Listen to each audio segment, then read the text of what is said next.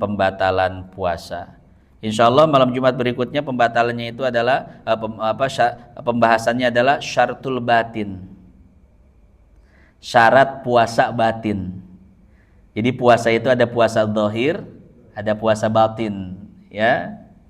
Nah, malam Jumat depan akan disampaikan bagaimana selain zahir kita berpuasa, batin kita pun berpuasa agar kita mendapatkan pahala yang sempurna. Baiklah, sebelum ditutup sebagaimana biasa, barangkali ada yang ingin bertanya, disilahkan.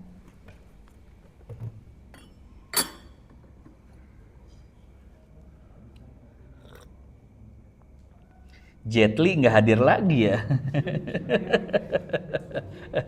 Giliran ditunggu kagak ada dia. Ya, nggak ditunggu tahu-tahu masuk ke nyelonong.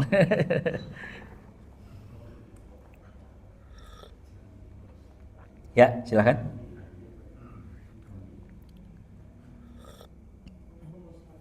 Waalaikumsalam warahmatullahi wabarakatuh.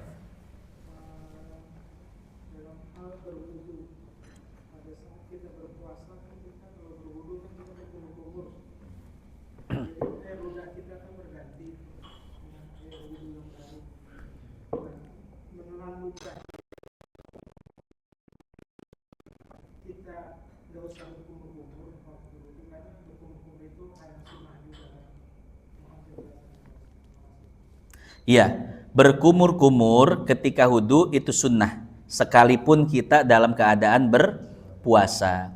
Cuman bedanya kata Nabi di dalam hadis, kalau tidak salah riwayat Bukhari, dan hadis ini banyak dinukil di dalam kitab-kitab hadis seperti Bulughul Maram atau Umdatul Ahkam.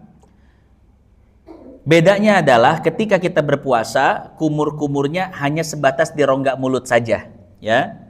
Kalau tidak puasa, disunahkan kumur-kumur sampai kerongkongan, Pak. Sampai nah, gitu. Sampai ujung rongga, sampai bagian atas tenggorokan disunahkan. Itu kalau tidak puasa. Dan ketika berpuasa kata Nabi, illa antakuna shaiman, kecuali ketika engkau berpuasa, maka berkumur-kumurnya biasa saja, hanya di rongga mulut. Setelah di rongga mulut dibuang.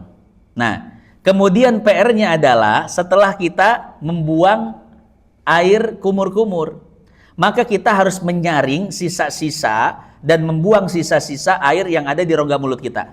Kita giniin, kumpulin tuh dalam bentuk ludah, kumpulkan dalam bentuk ludah, kemudian kita ludahkan. Nah, setelah ludahnya kita buang, maka kita boleh menelan ludah berikutnya, ya. Jadi ludah berikutnya, Pak, setelah kita membuang sisa-sisa air wudhunya, maka ludah kedua, ketiga itu sudah boleh ditelan, ya. Walaupun masih ada aroma-aroma segar dari air. Kadang air saking segernya, Pak, masih kerasa terus di rongga mulut, ya. Nah, itu tidak jadi masalah. Aroma, kesegaran itu tidak jadi masalah. Di dalam Fathul Mu'in dibahas tentang seseorang yang masih merasakan aroma teh di dalam sholatnya. Sebelum sholat dia ngeteh dulu, Pak. Ketika mau sholat, akhirnya dibersihkan mulutnya.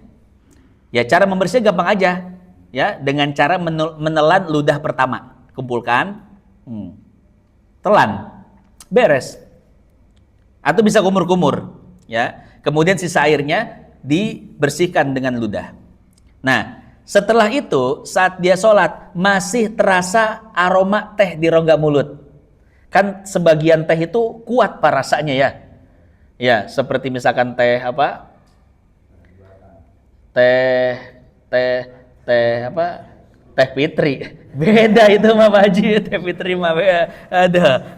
Beda kok teh Fitri, ya. Ada.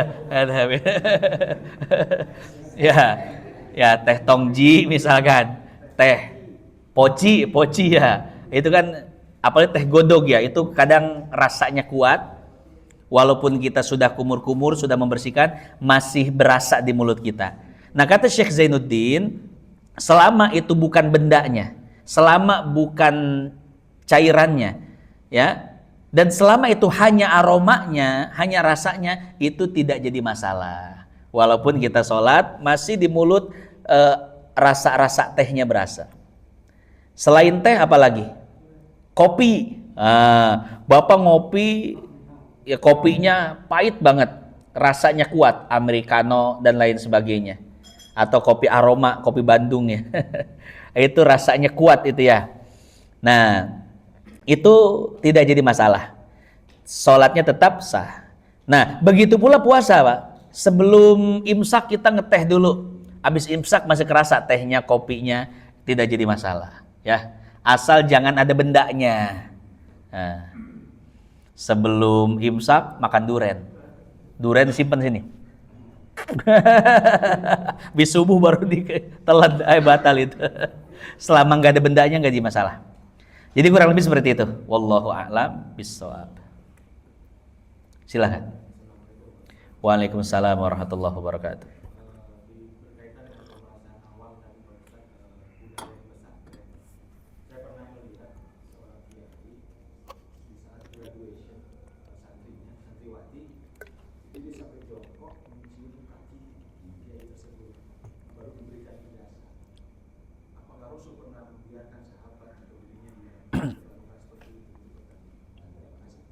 Ya, di dalam hadis riwayat Imam Tirmizi dikisahkan ada dua orang Yahudi. Kata dua orang Yahudi ini, kita akan bertanya 9 ayat kepada Muhammad. Kalau Muhammad bisa menjawabnya, kita masuk Islam. Akhirnya betul, ditanyakanlah 9 ayat ini, ternyata Nabi bisa menjawab. Akhirnya dua orang ini langsung mencium tangan Nabi dan mencium kaki Nabi, lalu bersyahadat. Nah, itu hadis riwayat Imam Tirmizi. Dan Imam Tirmizi mengatakan hadis ini hadis hasan. Wal hasanul ma'rufu turqan wa godat rijaluhu laqasoi syaharat. Artinya bisa dijadikan hujjah, sandaran hukum.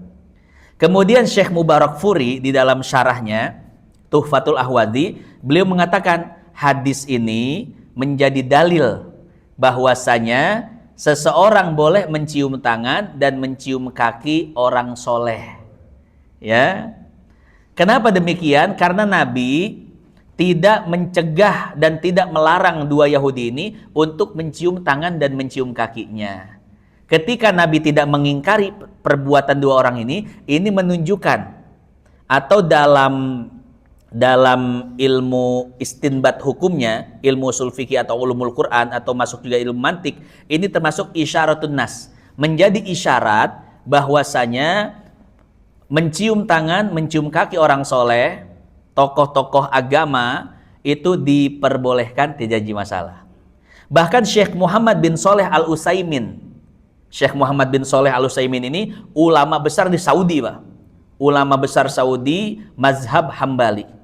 Beliau mengatakan di dalam kitabnya Syarah Riyadhus Shalihin, beliau mengatakan bahwasanya hadis ini, hadis riwayat Tirmizi, menjadi dalil bahwasanya mencium tangan dan mencium kaki orang yang memiliki kemuliaan dalam agama hukumnya boleh, karena Nabi tidak melarang.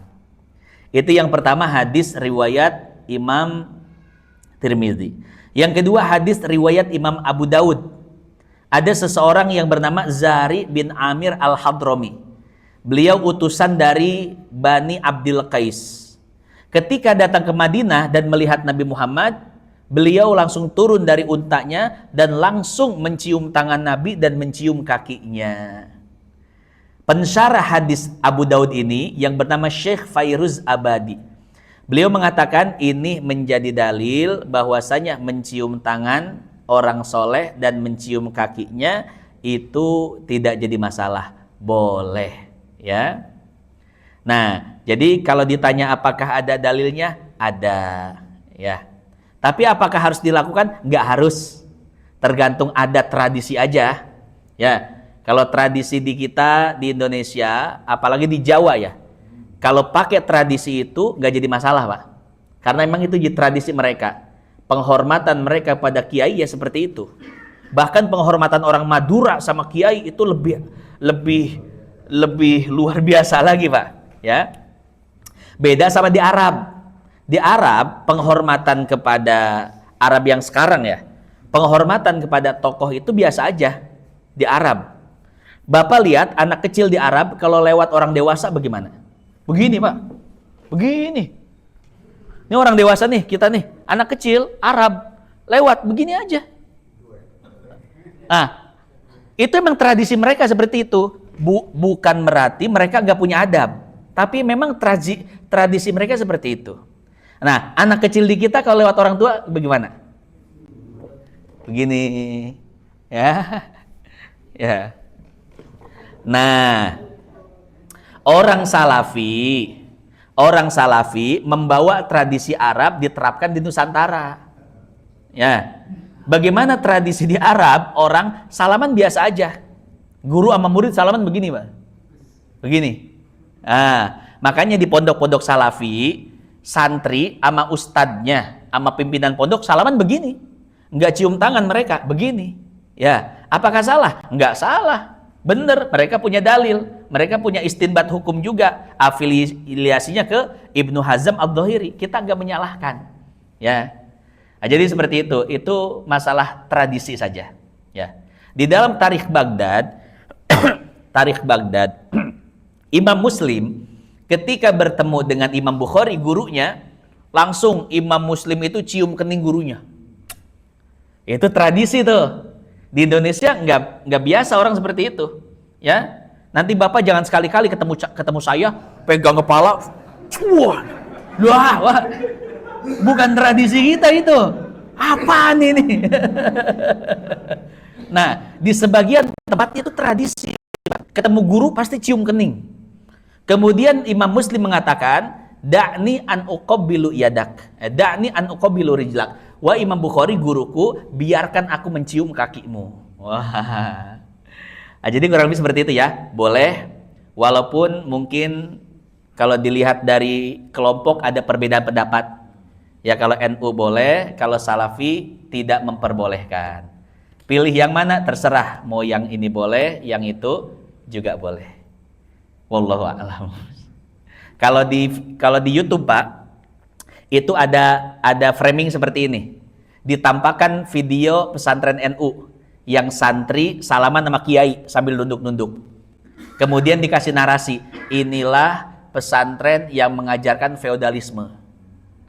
Kemudian dimunculkan video kedua, pesantrennya Salafi, yang santri sama ustadz salamannya begini.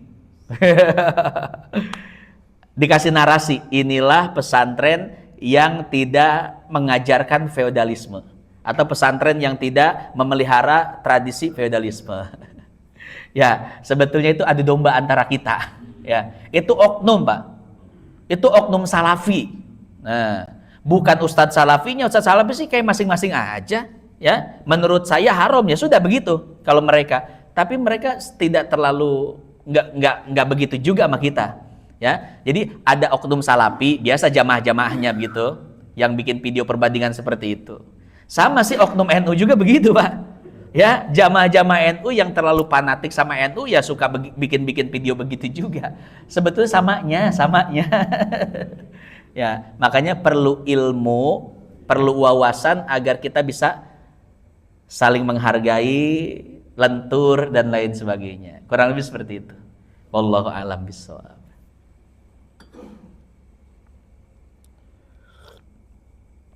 Baiklah, sudah jam berapa pengennya? 10 ya, bisa jam 10, kurang sejam. Kalau jam 11 kurang 2 jam deh. Ya, kita tutup dengan Ummul Quran Suratul Fatihah.